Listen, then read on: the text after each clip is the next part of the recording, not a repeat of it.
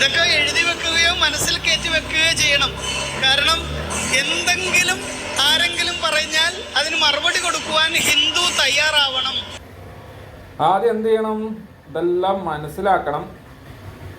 എന്നിട്ട് മനസ്സിലോ അല്ലെങ്കിൽ എഴുതിയിട്ടോ വെക്കണം. എന്നല്ല ഞാൻ പറഞ്ഞിട്ടുള്ളത്. എന്താണെന്ന് നമുക്ക് നോക്കാം. എന്നാലേ ഹിന്ദുവിനെ ഉണർത്താൻ പറ്റൂ. ഉറങ്ങിക്കിടക്കുന്ന ഹിന്ദുവിനെ ഇപ്പോൾ ഉണർത്തണമല്ലോ. അപ്പോൾ എന്താണെന്ന് നമുക്ക് നോക്കാം. എന്നിട്ട് ബാക്കി കാര്യങ്ങൾ പറയാം. പുള്ളി എന്താ പറയുന്നതെന്നൊന്നും അറിയണല്ലോ. എന്തിനാണ് ഹിന്ദുവിന് 33 കോടി ദേവതകള്? ഒരു ഈശ്വരൻ പോരെ? ഒരു ദേവൻ പോരെ? എന്തിനാണ്? അങ്ങനെ ഒരാൾ സംശയം ചോദിച്ചാൽ അയാൾക്ക് മറുപടി കൊടുക്കുവാനുള്ള ആർജവം നമ്മൾ കാണിക്കണം.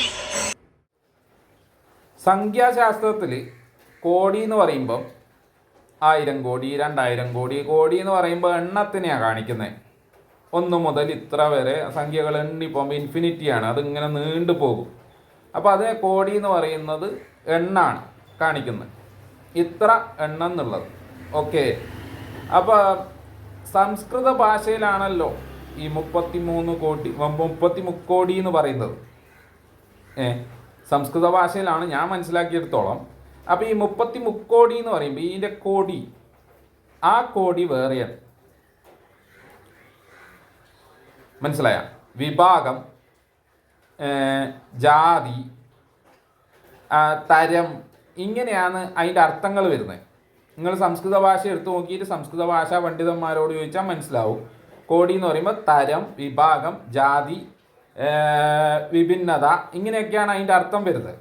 സംസ്കൃതം മനസ്സിലായവർക്ക് അറിയാവും, സംസ്കൃതം പഠിച്ചവർക്ക് അറിയാവുന്ന കാര്യങ്ങളാണ്. അപ്പോൾ ഈ 33 കോടി എന്ന് പറയുമ്പോൾ 33 തരത്തിലുള്ള ജാതികളുണ്ട് അല്ലെങ്കിൽ വിഭാഗങ്ങളുണ്ട്. അവർ 33 കോടി ദേവതകൾ, അതായത് ദേവതകളും ഉണ്ട് എന്ന് അർത്ഥമാക്കാനാണ് 33 കോടി എന്ന് പറയുന്നത് എന്നാണ് ഞാൻ മനസ്സിലാക്കിയിട്ടുള്ളത്. ഓക്കെ. ഇനി ഈ പുള്ളി എന്താ പറയുന്നത് എന്നുള്ളത് നമുക്കൊന്ന് നോക്കാം. ഞാൻ മനസ്സിലാക്കിയിട്ടുള്ള ഇങ്ങനെയാണ്.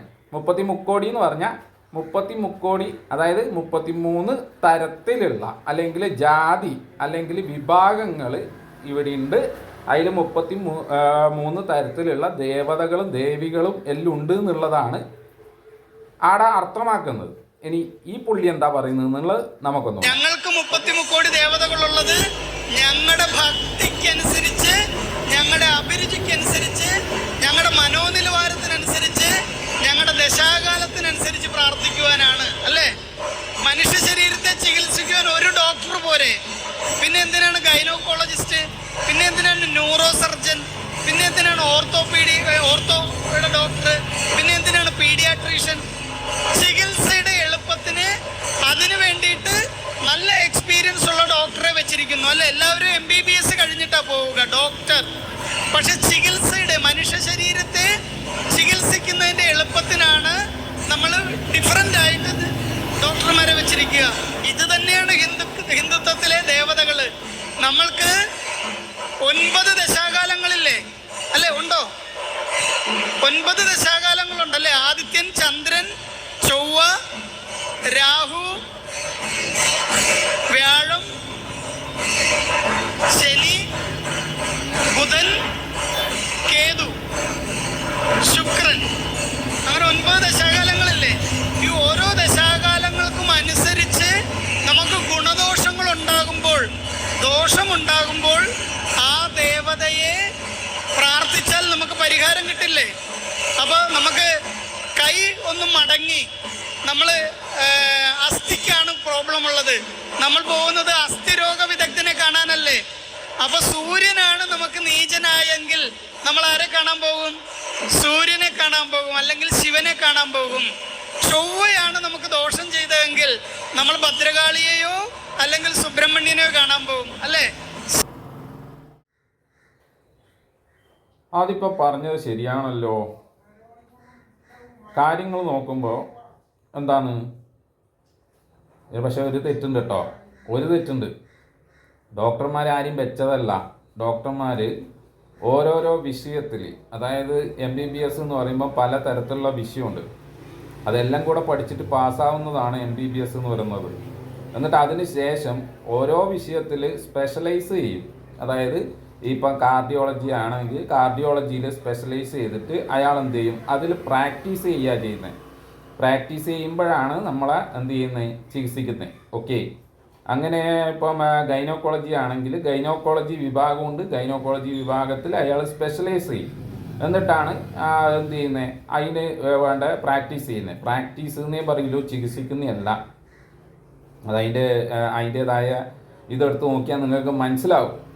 ഓക്കെ, അപ്പോൾ എന്താണ്, ഒരാളെ വെച്ചിരിക്കുന്നതല്ല, ആരും വെച്ചതൊന്നുമല്ല, അവർ സ്പെഷ്യലൈസ് ചെയ്യുന്നതാണ്. എന്താണ്, കുറേ ഡോക്ടർമാരാവുമ്പോൾ എന്താണ് ഇതിൻ്റെയൊക്കെ അർത്ഥം എന്ന് ചോദിച്ചു കഴിഞ്ഞാൽ, എല്ലാവരും MBBS പഠിച്ചിട്ട് ജനറൽ ഇതായിട്ട് വരുമ്പോൾ, ജനറൽ മെഡിസിൻ ചെയ്ത് വരുന്ന സമയത്ത് എല്ലാ സ്ഥലത്തും ഒരേ ഡോക്ടർമാരാണല്ലോ. അപ്പോൾ എന്താണ്, കുറേ ക്ലിനിക്ക് ഒരേപോലത്തത് വരുമ്പോൾ കച്ചവടം കുറയും.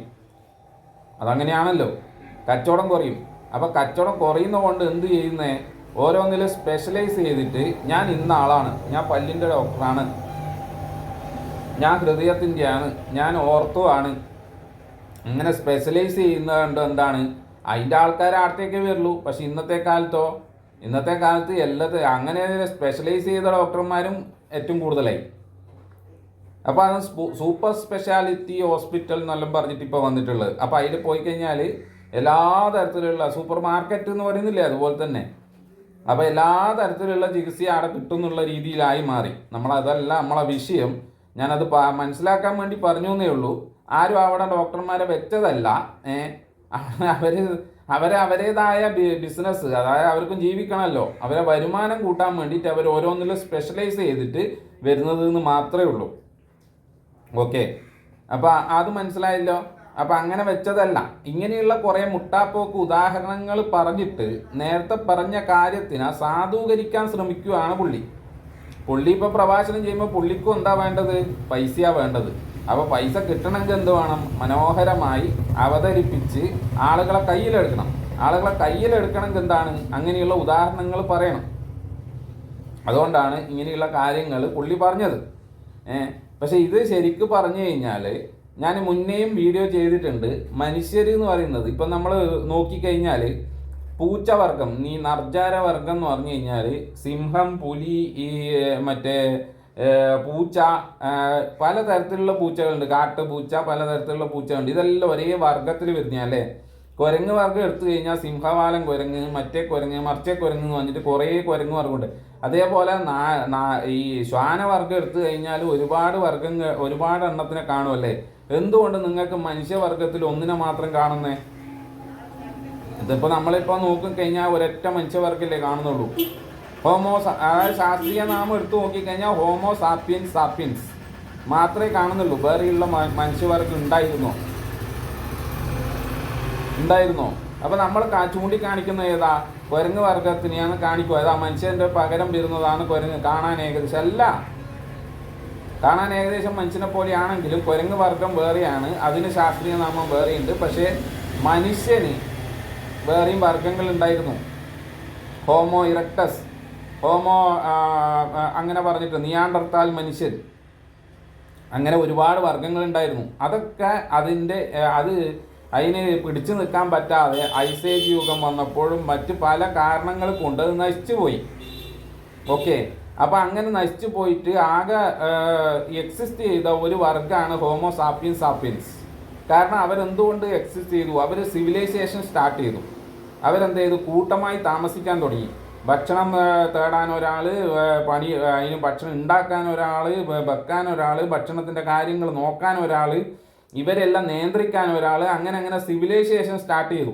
അതുകൊണ്ടാണ് ഹോമോ സാപ്പിയൻസ് എന്ത് ചെയ്ത് എക്സിസ്റ്റ് ചെയ്ത്. അത് ചുരുങ്ങിയ കാലങ്ങളെ ആയുള്ളൂ ഈ ഹോമോ സാപ്പിയൻസ് ഉണ്ടായിട്ടും അവർ എക്സിസ്റ്റ് ചെയ്ത് വന്നിട്ടും ഈ ഒരു ലെവലിൽ എത്തിയതും കുറച്ച് ചുരുങ്ങിയ കാലങ്ങളെ ആയിട്ടുള്ളൂ. ഇതെല്ലാം കാണണമെങ്കിലും പഠിക്കണമെങ്കിൽ നമ്മൾ അമ്പലത്തിൽ പോയാൽ ഇത് കിട്ടൂല.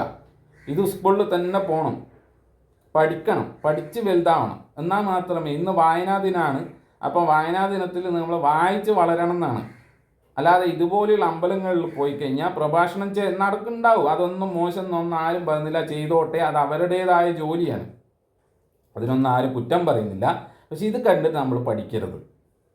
കാരണം പഠിക്കേണ്ട അറിവ് കിട്ടേണ്ടത് എങ്ങനെയാണെന്ന് വെച്ചാൽ നമ്മൾ അറിവ് തേടി പോകലാണ്. അത് നമ്മൾ തേടി പോകുമ്പോഴാണ് ഇതുപോലെയുള്ള സ്ഥലങ്ങളിൽ എത്തിപ്പെടുന്നത്. അതിൽ ആരും കുറ്റം പറഞ്ഞിട്ട് കാര്യമില്ല. പക്ഷെ നമ്മൾ പഠിക്കേണ്ട കാര്യങ്ങൾ സ്കൂൾ തലത്ത് തൊട്ട് നമ്മൾ പഠിച്ച് വലുതായി വന്നെങ്കിൽ മാത്രമേ ഈ കാര്യങ്ങളുടെ സത്യാവസ്ഥയെല്ലാം പിടുത്തം കിട്ടും. ഇവിടെ ഒരുപാട് ഇന്നും പല സ്ഥലങ്ങളിലും ഒരുപാട് ഗോത്രവർഗ്ഗങ്ങൾ എക്സിസ്റ്റ് ചെയ്യുന്നുണ്ട്, ജീവിക്കുന്നുണ്ട്. അവിടെയൊക്കെ പോയി നമ്മൾ പഠിക്കുകയാണെങ്കിൽ നമുക്ക് മനസ്സിലാവും ഇതെങ്ങനെ വന്നു എന്നുള്ളത്. ഇതിനൊന്നും വേറെ അതൊക്കെ നമ്മൾ ഈ ആടെയൊന്നും പോകുമൊന്നും വേണ്ട. ഇതൊക്കെ നമുക്ക് അറിയാൻ ഒരുപാട് വഴികളുണ്ട്, ഒരുപാട് ട്രാവൽ വ്ളോഗുകളുണ്ട്. നിങ്ങൾ ആ യൂട്യൂബിൽ സെർച്ച് ചെയ്ത് നോക്കിക്കഴിഞ്ഞാൽ ഒരുപാട് ട്രാവൽ പല ട്രൈബ്സിൻ്റെ കൂടെ താമസിച്ചിട്ടും അവരുടെ ഡീറ്റെയിലുകൾ പറഞ്ഞിട്ടും ചെയ്യുന്ന ഒരുപാട് ട്രാവൽ വ്ളോഗ്. അവർക്കെല്ലാം വേറെ ദൈവങ്ങളാണ്, മനസ്സിലായില്ലേ?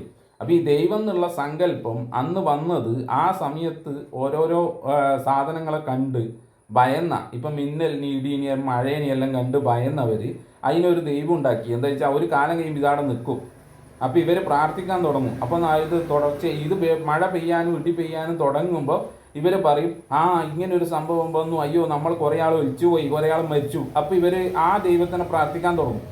ഉദാഹരണം പറയുന്നതാണ്, ആ ദൈവത്തിനെ പ്രാർത്ഥിക്കാൻ തുടങ്ങും. അപ്പോൾ പ്രാർത്ഥിച്ച് എല്ലാവരും കൂട്ടത്തോടെ പ്രാർത്ഥിക്കുമ്പോൾ ഈ മഴക്കാലം അങ്ങ് കഴിയും. ഇന്ന് നമുക്കറിയാം മഴയും ഇടിയും മിന്നലും എല്ലാം എങ്ങനെ ഉണ്ടാവുന്നു എന്നുള്ളത്. പക്ഷെ അന്ന് അവർക്ക് അതിനുള്ള അറിവില്ല. അപ്പോൾ അവർ വിചാരിക്കും നമ്മൾ പ്രാർത്ഥിച്ചുകൊണ്ട് നിന്നതാണ്. ഒരു ഉദാഹരണം പറഞ്ഞാണ്. അപ്പോൾ അങ്ങനെ പ്രാർത്ഥിച്ചിട്ട് അപ്പോൾ അതൊരു ദൈവമായി മാറി. ഇത് വരുമ്പല്ലേ ഇവർ പ്രാർത്ഥിക്കാൻ തുടങ്ങും. വീട്ടിനുള്ളിൽ നിന്ന് പുറത്തിറങ്ങൂല, അവർ ഒരേ പ്രാർത്ഥനയായിരിക്കും. അത് തീരുമ്പോൾ ഇറങ്ങും. എന്നിട്ട് അവർ പറയും എന്ത്, നമ്മൾ പ്രാർത്ഥിച്ചുകൊണ്ടായി നിന്നേന്നുള്ളത്. അപ്പോൾ ചെറിയ ആളുകൾ എന്ത് ചെയ്തു, ഇത് എന്താണെന്നുള്ളത് അറിയാൻ വേണ്ടിയിട്ട് ഇത് പഠിച്ചു നോക്കി. അപ്പോൾ അത് മനസ്സിലായി ഇത് ദൈവം വിടുന്ന സംഭവമല്ല, ഇത് ഇങ്ങനെ ഉണ്ടാകുന്ന സംഭവമാണെന്ന് മനസ്സിലായപ്പോൾ അത് നിർത്തി. അപ്പോൾ ആടെ ഒരു ദൈവം വന്നു. ആ ഗോത്രത്തിൽ ആ ഒരു ദൈവമായിരിക്കും മുഖ്യം. ഇപ്പോൾ അങ്ങനെ ഒരുപാട് ഗോത്രങ്ങളുണ്ട്. അവർക്കെല്ലാം ഒരേ പ്രശ്നങ്ങളെല്ലാം വന്നിട്ടുണ്ടാവുക.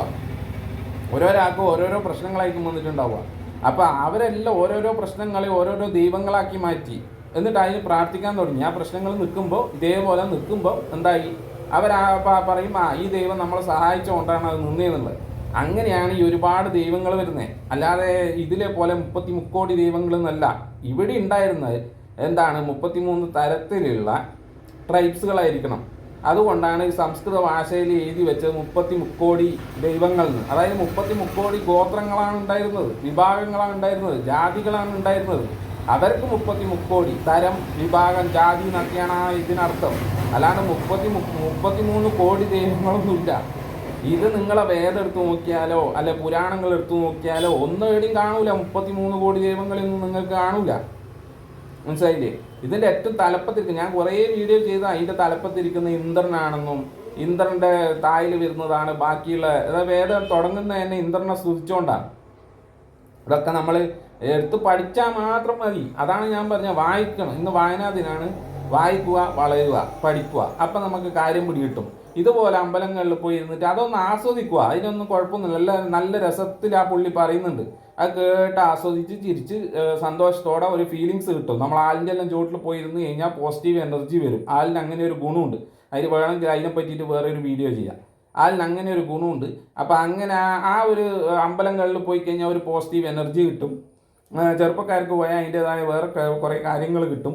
അതിനൊക്കെ വേണ്ടിയിട്ടാണ് ഇത് പണ്ട് മുതലേ അമ്പലങ്ങളിലൊക്കെ പോയിരുന്നത്. പണ്ട് ഇനി പറയാന്ന് വെച്ചാൽ ഒരുപാട് പറയാനുണ്ട്. ഞാൻ അതുകൊണ്ട് കൂടുതൽ നീട്ടുന്നില്ല.